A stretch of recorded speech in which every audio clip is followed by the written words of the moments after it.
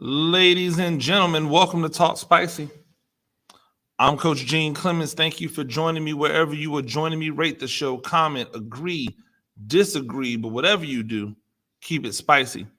5-star ratings are appreciated. If you're joining me on the YouTube channel, go ahead and hit that subscribe button because we have got lots coming down the pipe. Lots more diagrams of plays, X and O's to Joe's. Lots more content. Obviously, you can catch Talk Spicy every morning, Monday through Friday, but you just never know what you're going to get. But it's going to be honest sport evaluation, lots of football. We're into the heart of basketball season, so you definitely want to check it out if you haven't. We've put a cap on the NFL season yesterday with the new week 18. And I've already seen some people say, oh, well, if the record was broken in week 18, then I don't count it as a record. Man, get out of here with that phony. You do realize that the NFL went from 14 games to 16 games. So at one time they added 2. Not 1, but 2 games. They added 2 games. You know how much that changes the landscape of statistics, and yet I don't hear anybody saying, but they got that record in 16 games instead of the 14 games. How many people you think are right now back in the 70s and 80s that may have played underneath that 14 game umbrella with records that looked at these 16 game people and were like, man, y'all ain't doing nothing? Of course. Then we talk about how the game has changed. Oh, well, if such and such, if you got 1,000 yards in 18 games, is that really impressive? Now, look, if you do the math on it, all right, it's probably easier to get 1,000 yards in 18 games. But consider the type of game we play today. If we're going to say that passing numbers are skewed because the game has skewed more towards passing, we have to give more credence to the rushing numbers because those guys are not getting the opportunities that maybe some of these other guys were getting in the past. Everything balances itself out. Yes, are there going to be records that change because there's an extra game? Of course there are. Of course. Does that mean that the record is not valid? Absolutely not. It just means that we have to then continue to pay homage to those people that came before, to those people that did it in 16 games, that did it in 14 games. You have to show love to those guys because you know how difficult it is to do. So I don't want to hear all that. Oh, it's an extra game. It's 18 games, so now I don't count. No. I don't want to hear that. You know what else I don't want to hear? I don't want to hear another one of you janky mofos sit out there and talk about how this quarterback is all that and this coach is all that and how much better it is now. I'm going to give you some examples, and I don't want to hold you because I ain't going to be on here long today. Mostly because I promised myself I wasn't going to start pushing these Talk Spices out to 30 minutes. I was getting close in December. I know. I was talking. But y'all had me heated. And you got me heated again. Tyler Huntley goes out there with half of a team yesterday. Has a bad game. We don't have to sugarcoat it. Has a bad game, a subpar game. And then all of a sudden, everybody comes out and goes, oh, all of you people that said Tyler Huntley was a starter, don't ever say that again. Blah, blah, blah, blah, blah. I heard someone actually fix his lips and say that Tyler Huntley was only a backup in the right situation. And I'm doing a new thing this year where I'm not trying to protect people from their stupidity. So I wish I had his name in front of me. And if I find it while we're talking, I'm definitely gonna say it, because this stuff has to be pointed out when you see these inadequacies, right? Because Tyler Huntley had one bad game as a starter while he's been on a team where he's the backup on a team with the most people on injured reserve ever. Not the most people on injured reserve this year. The most people who have had to go on to injured reserve ever. They haven't played with a consistent offensive line the entire season. They haven't played with a running back that still should be a starter or a backup all season. They've had receivers in and out. The only person that's been consistent the entire season, I believe, is Andrews.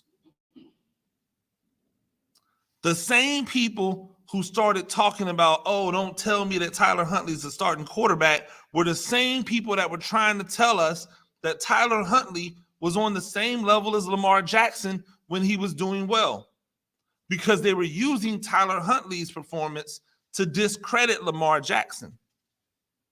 See, I'm not lost. Y'all ain't gonna get me. I remember what you said. Finding any reason you could to try to discredit what Lamar Jackson does. Oh, well, Tyler Huntley's come in and done the same thing. Meanwhile, myself and people that I know, people that have brains, were like, no, they're not the same. But Tyler Huntley is a starting quarterback in the NFL if given the right opportunity. And so with that, you have to understand what you're dealing with. You have to understand the climate. You have to understand what's being asked. And if you understand all of those things, you get it, you realize it, there shouldn't be any issues. You should not have issues with any of it. And when we think about what's going on, and we think about how things are rolling, and the fact that you guys were willing to just eviscerate Tyler Huntley for his performance.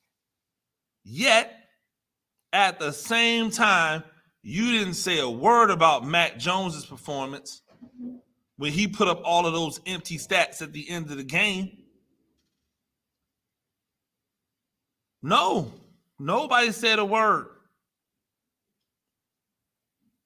Trevor Lawrence had a good game yesterday. Not a great game, a good game. It started off great. He was like 18 for 18 or 8 for 8, 10 for 10, whatever it was. Started off great. Wasn't great overall, but it started off great. And all of a sudden, that erases this horrible season that he's had. Zach Wilson's been bad all year. We've barely heard about it. And in all of those cases, people just point to coaching, right? It's always the coach's fault when these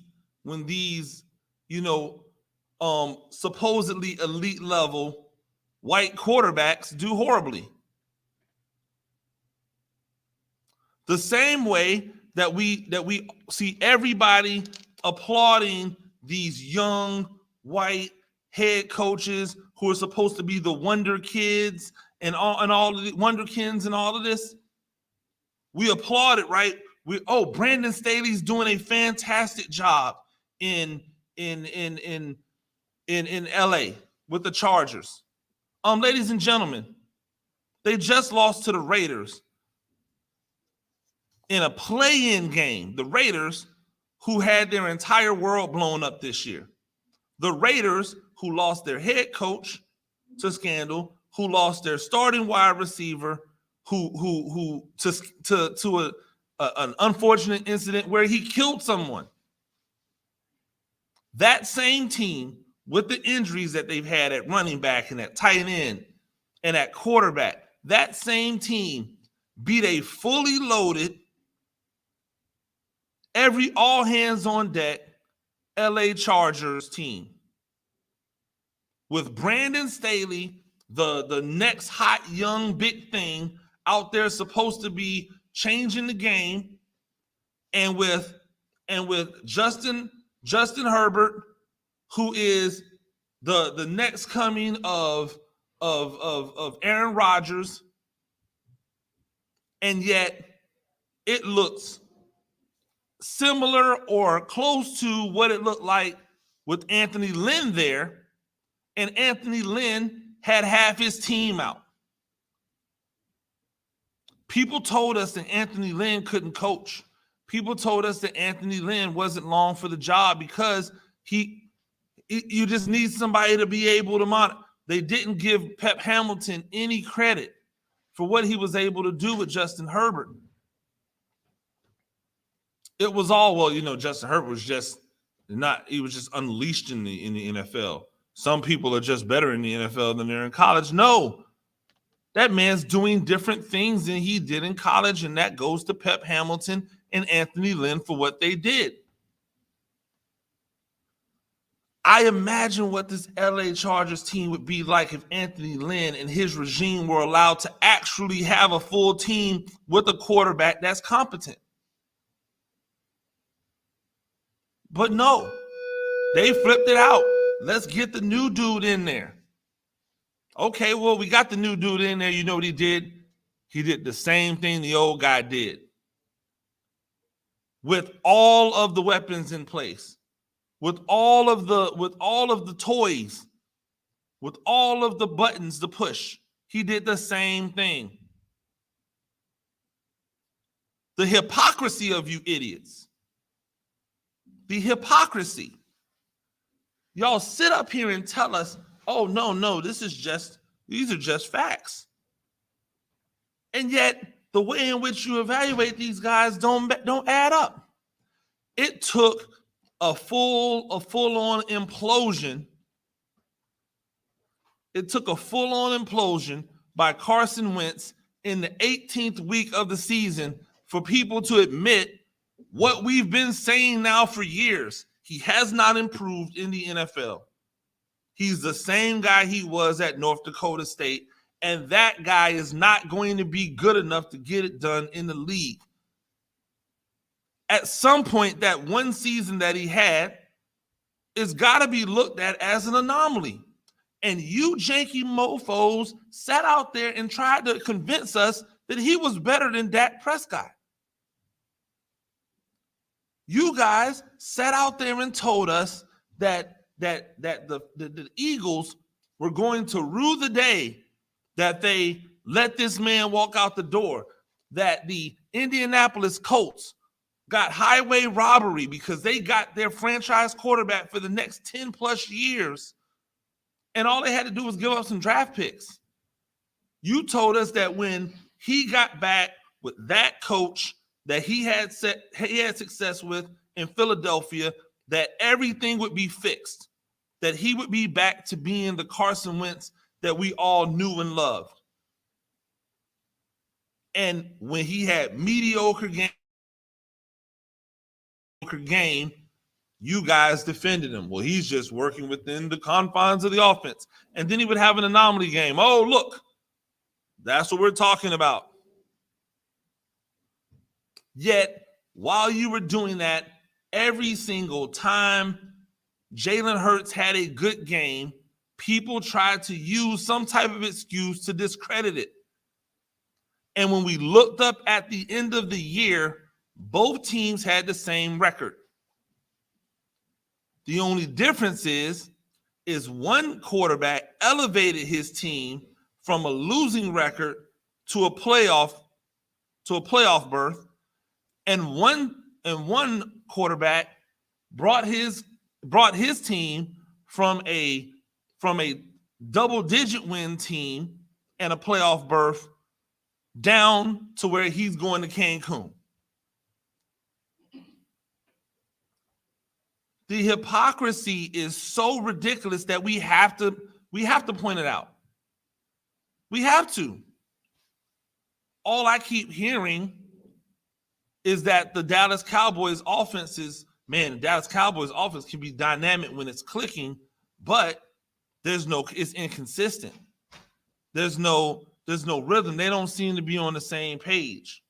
And then in the same breath, you people are coming out and telling us that the offensive coordinator deserves to be a head coach.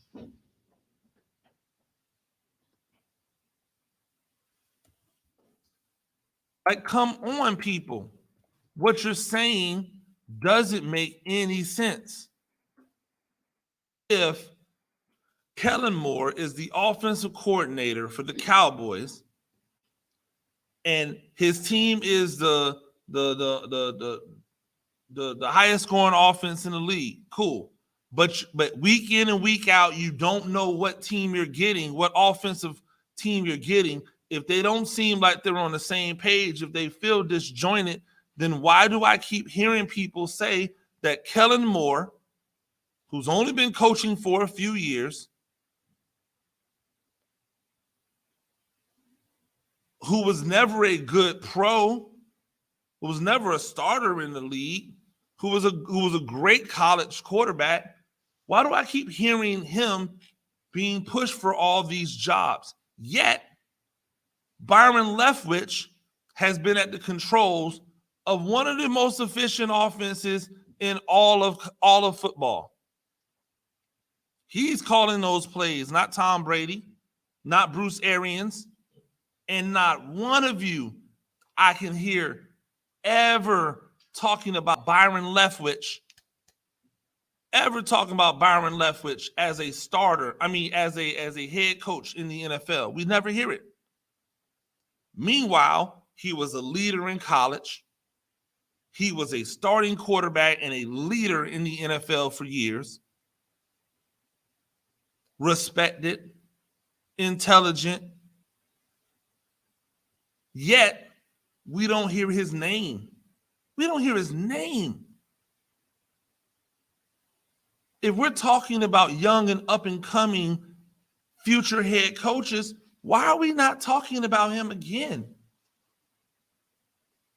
What are we doing?